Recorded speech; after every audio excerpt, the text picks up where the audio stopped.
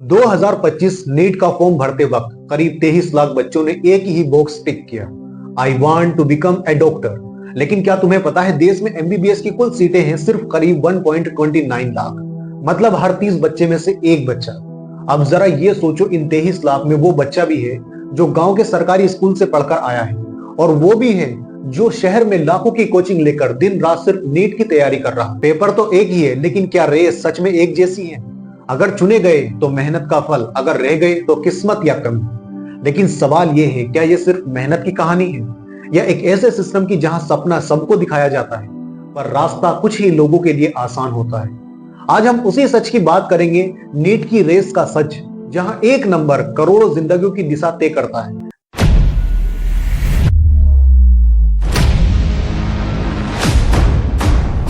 NEET यानी national eligibility cum entrance test. NEET को एक मेरिट बेस्ड एग्जाम कहा जाता है, लेकिन सवाल यह है कि क्या अब ये धीरे धीरे मनी बेस्ड सिस्टम बनता जा रहा है? अगर सच में सिर्फ मेरिट से सिलेक्शन होता है तो हर साल ज्यादातर चुने गए बच्चे एक जैसे बैकग्राउंड से क्यों आते हैं? 2025 में नीट देने वाले छात्राओं की संख्या करीब 22 लाख से ज्यादा थी। वहीं पूरे देश में एमबीबीएस की सीटें करीब सिर्फ 1.29 लाख है, यानी कंपटीशन लगभग 1 से 17 रेशियो का है। ऐसे में सवाल उठता है कि ये टक्कर सिर्फ दिमाग की है या पैसों की भी? पहले अलग अलग राज्यों और कॉलेजों में अपने एंट्रेंस एग्जाम होते थे और कुछ जगहों पर कैपिटेशन फीस जैसी गलत प्रथाएं भी थी।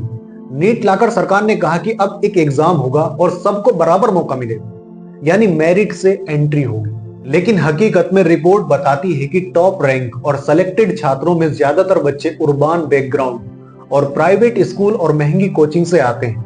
पूरे देश का एग्जैक्ट सरकारी डेटा गवर्नमेंट बनाम प्राइवेट स्कूल का नहीं है, लेकिन तमिलनाडु और दिल्ली जैसे राज्यों की रिपोर्ट दिखाती है कि गवर्नमेंट स्कूल के छात्राओं का सिलेक्शन रेट काफी कम रहता है। 2025 का तमिलनाडु का उदाहरण इसे साफ दिखाता है।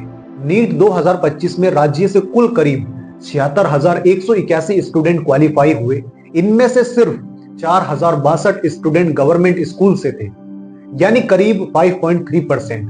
बाकी लगभग 94.7% स्टूडेंट प्राइवेट या एडेड स्कूल या कोचिंग सेंटर से आए थे।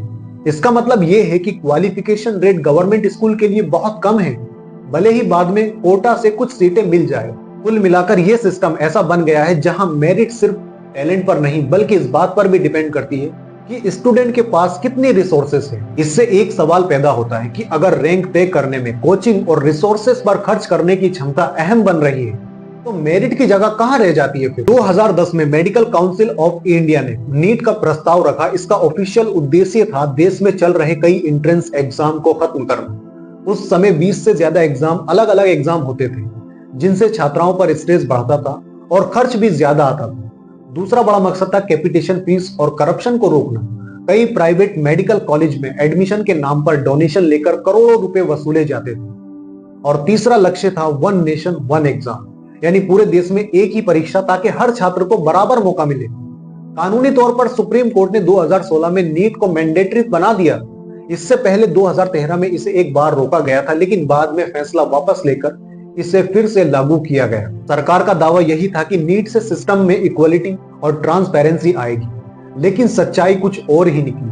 अब यहाँ पर एक सवाल उठता है, क्या नीट अपने ओरिजिनल उद्देश्य पर खरा उतरा है? अगर मकसद इक्वलिटी लाना था तो फिर इनइक्वलिटी क्यों बढ़ती दिख रही है? यहाँ एक अहम बात सामने आती है, कैपिटेशन फीस जरूर कम हुई है, यानी अब कॉलेजेस सीधा डोनेशन लेकर एडमिशन नहीं दे सकते, लेकिन इसकी जगह कोचिंग इंडस्ट्री बहुत तेजी से बढ़ रही है। आज इसका मार्केट करीब 58,000 करोड़ का माना जा रहा है। करप्शन का तरीका बदला है, पूरी तरह खत्म नहीं हुआ है। रिपोर्ट्स जैसे बीबीसी की 2024 की एनालिसिस बताती है कि नीट के बाद उर्बान और एफ्लुएंट बैकग्राउंड वाले छात्राओं का डोमिनेंस और बढ़ा है, जबकि रूरल इलाकों और गवर्नमेंट स्कूल के छात्र पीछे रह गए।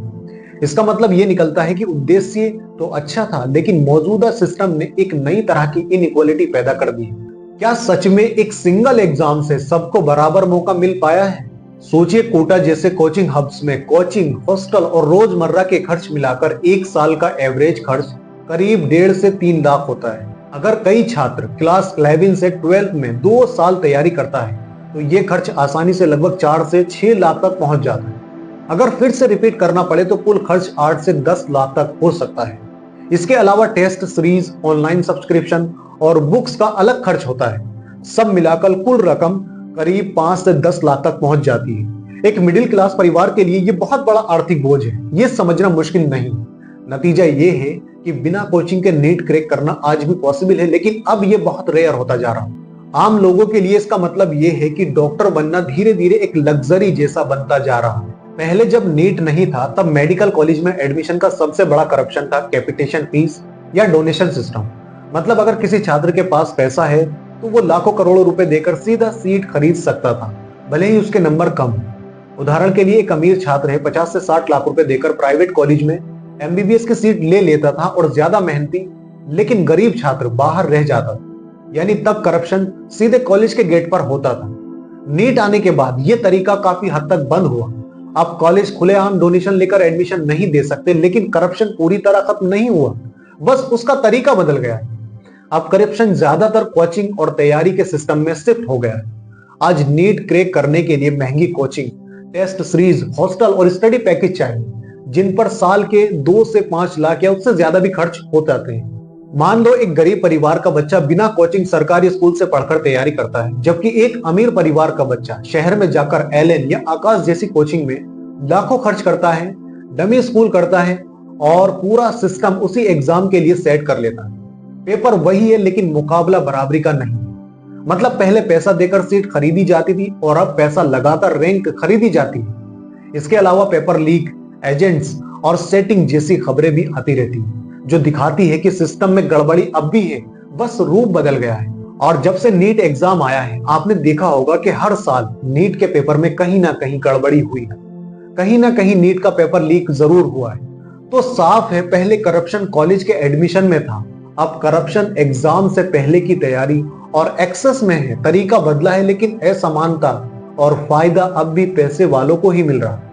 काफी हद तक ऐसा ही दिखता है। टॉप रैंक्स में ज्यादातर छात्र बड़े कोचिंग इंस्टीट्यूट जैसे एलन और आकाश से आते हैं। नीट से जुड़ा कोचिंग सेगमेंट अकेले ही करीब 76,000 करोड़ का हो चुका है।